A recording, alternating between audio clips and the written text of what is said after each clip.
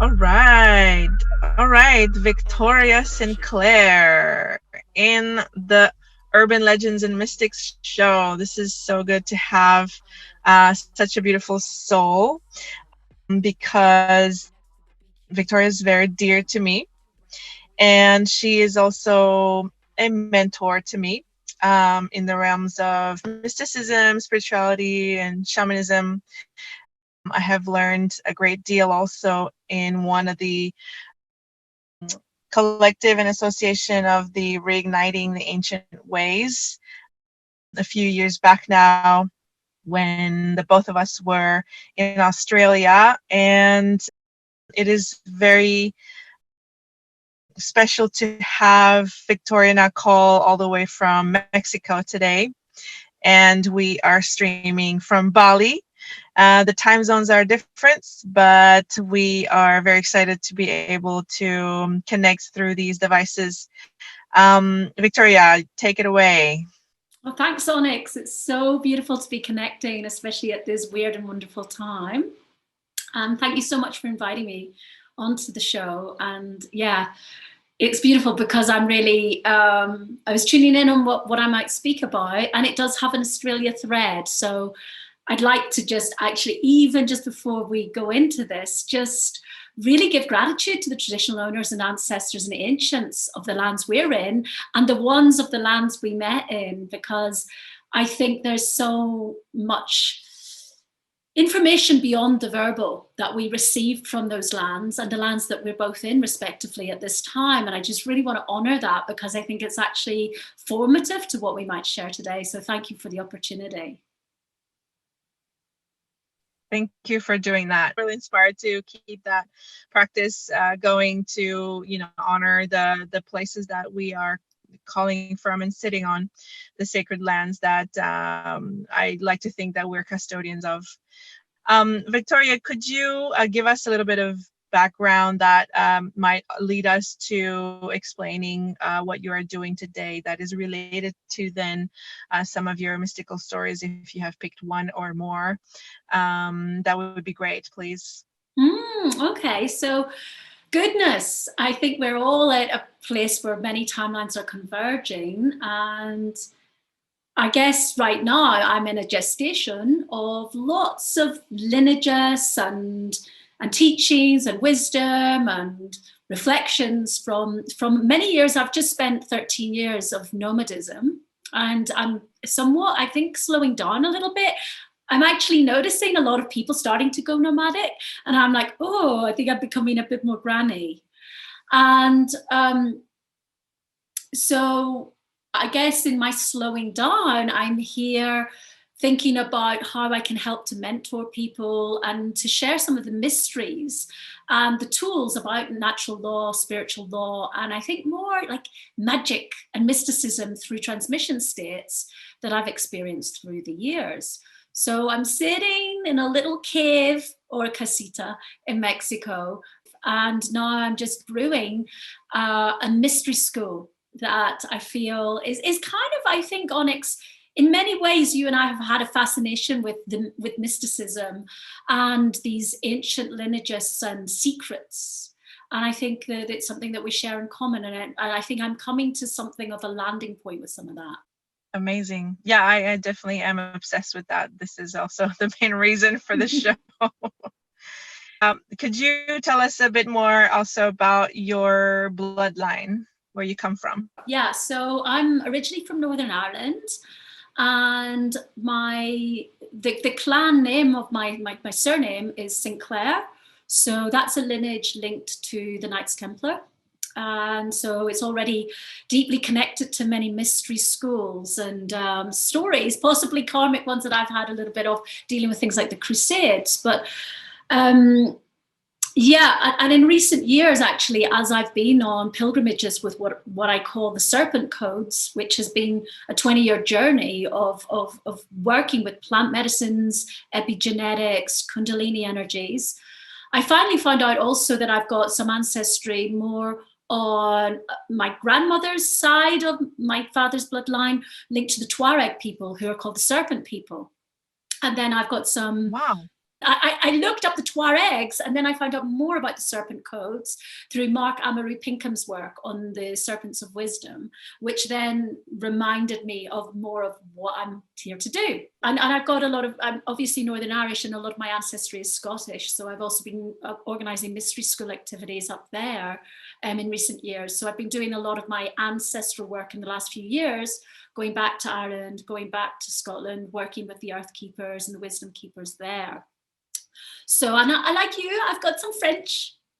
So my Templar lineage went back to France and then possibly to the Holy Lands. I grew up in Northern Ireland during the troubles there, the civil war there, which I'm so grateful for, because it gave me an eye-opening experiential vantage point of trauma, civil war, sectarianism, duality, and conflict around religion. So I'm really grateful for that, but the contractedness was something I couldn't really work with. So I left when I was 18 or 19.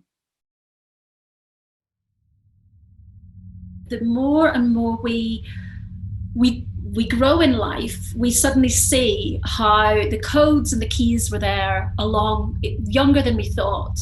And it's when we look back, we suddenly see these incremental stages in our development. So a lot of my awakening took place was in these dance floor contexts where I was seeing stuff that other people weren't seeing.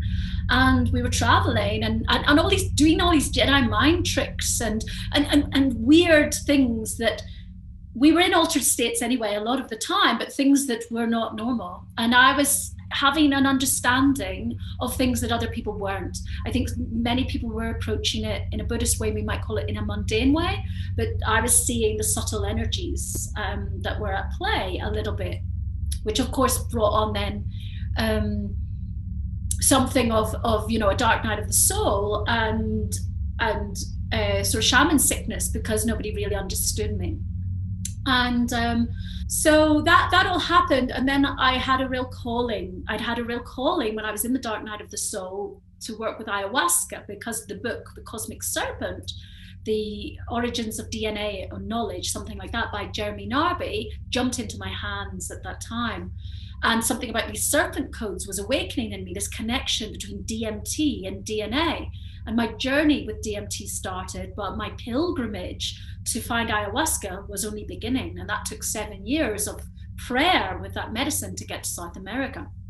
And then suddenly, an auspicious situation in that an elderly family member left her body. When I was praying, I was like, I have to get there. This is so grim where I'm living. I was in the underworld every moment of the day. And it was a great initiation, but I knew I needed to get out. And then my auntie left her body, money went into the bank account on the day I went to Brazil, and I got this beautiful inheritance to get me there. And my journey then started with the medicines.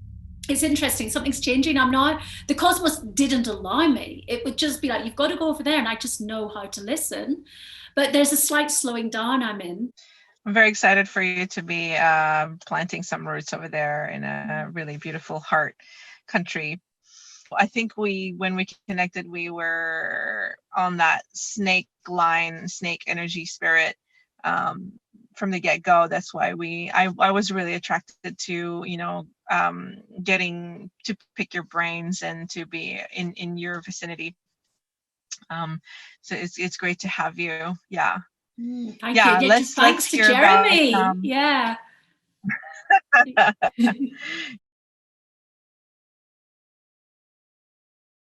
One experience that has really helped you to co-create this, this gift and this teaching? Well, it comes from many places. The creation of a mystery school that is helping younger practitioners, but also high-level practitioners, to get access to a convergence of knowledge systems. And some of this comes from the lineage, one of the lineages that I work with, which is Sekhem healing, which is connected to Sekmet. And many people see it as an ancient Egyptian lineage that may predate Reiki. It includes Reiki and other forms. linked. It's got Sechem in it, which is also connected to Kuan Yin. Working with non-local healing and quantum consciousness has been something that's been there for quite a long time. And I've seen so many weird and wonderful things along the way, both in that lineage and in transmissions from elders in countries where I don't even know the language, things like that, that I'm really feeling that we need to bring back a kind of triangulated structure with remembering the mystery schools.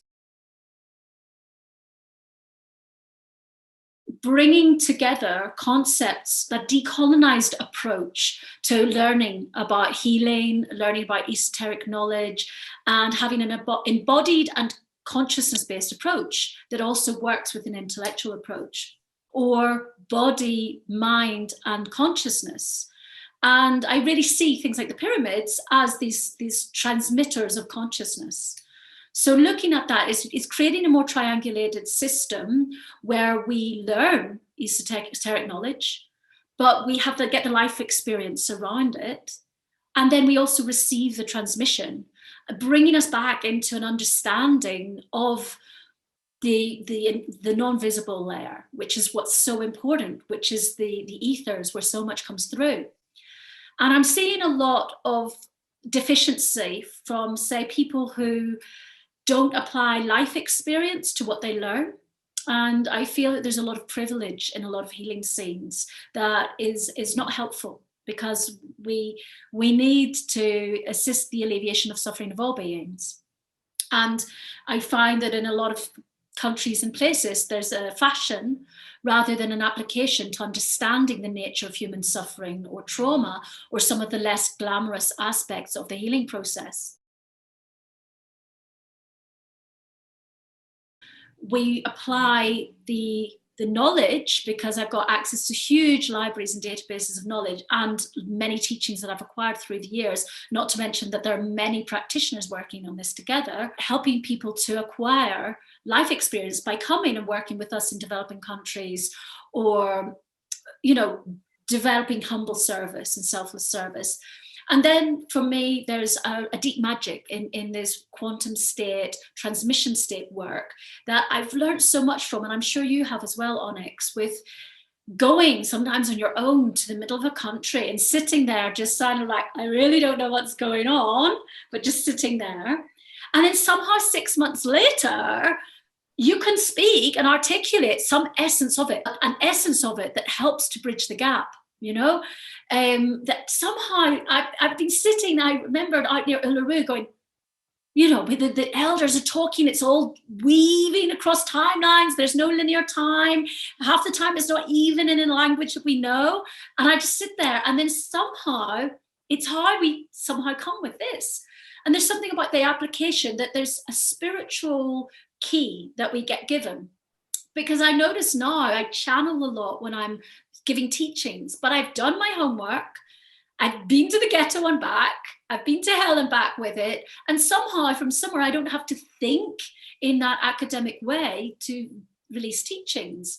And I'm thinking that this is, and feeling that this is so much what the embodiment of the Rishi consciousness and so many of the ancient mystery schools was. And in order for us to go through a deeper awakening as a collective, we have to liberate our DNA as well. And it's these non-verbal transmission state pieces of work that activate the DNA. So honoring Jeremy Narby and this connection to epigenetics, this is something that we are really offering alongside the other two aspects. Organically, we're growing a little network of students and alumni and starting to create courses, teachings that are in keeping with the lineages that I work with at the moment, like the Kalachakra Tantra. I'm learning from an amazing Lama called Lama Khentrul Rinpoche. And the teachings are very strict about how we represent teachings and creating the right karmic conditions in our own way to receive teachings. And there's a responsibility. I think a lot of people don't understand the responsibility of gatekeeping that we see when we work with First Nations tribes, that we can't give everybody everything. There's a huge responsibility with teachings and the need to decolonize that commodified, I want it all now approach, and to understand that there are tiers. That's for safekeeping and for safeguarding. So that's what we're brewing at the moment. We've got some resources online, we've got initiations, and we've got a growing set of amazing students also working on a peer-to-peer basis. That's what we're brewing at the moment.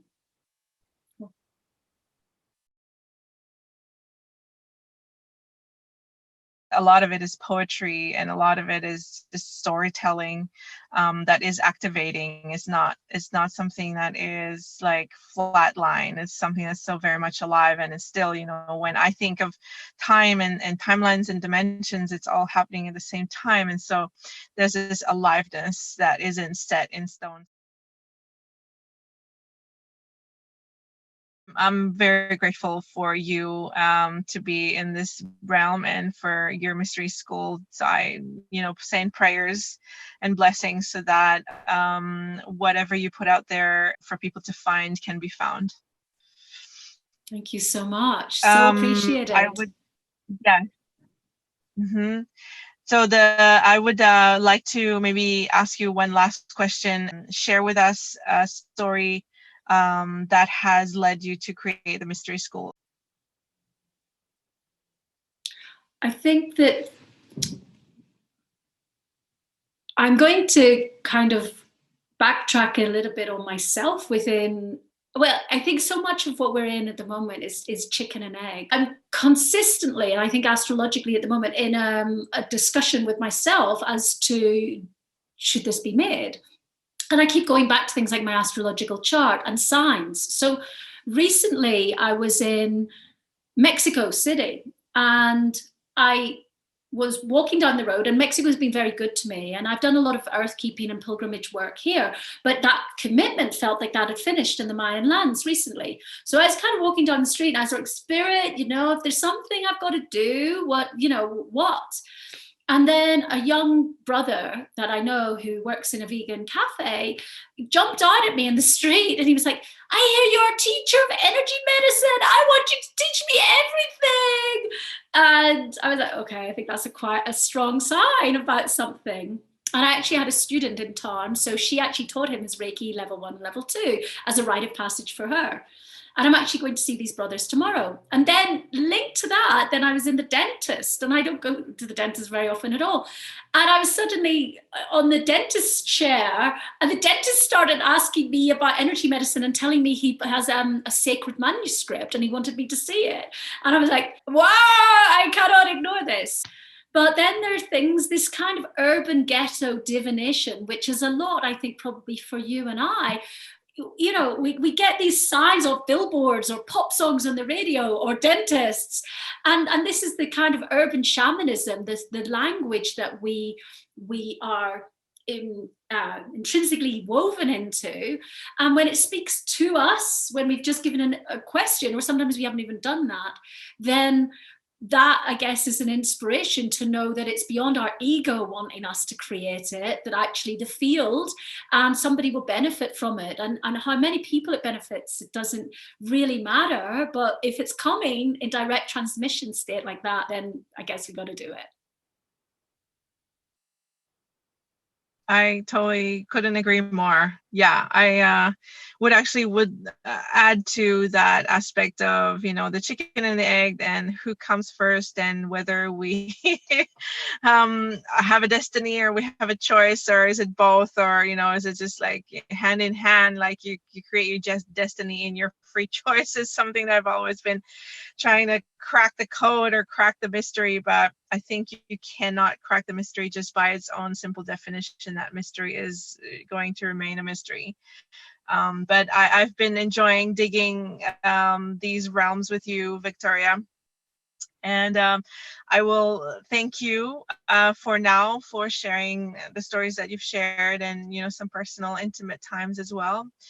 And would like to end the show with a big thank you, and also a shout out to the Mystery School. We will be showing that on the screen. I would like to say thank you to Mexico for holding Victoria Sinclair for us and taking care of her, to the spirits of that land for doing so and letting us communicate through the streams online. And with that, I would like to say goodbye to you, Victoria, and I hope to speak to you again very, very soon. Thank you so much, Onyx. And yeah, thank you even to Mercury retrograde for being kind to us. Gracias, gracias, gracias. And thank you to the Lands of Bali for hosting you as well, dear one. Thank you.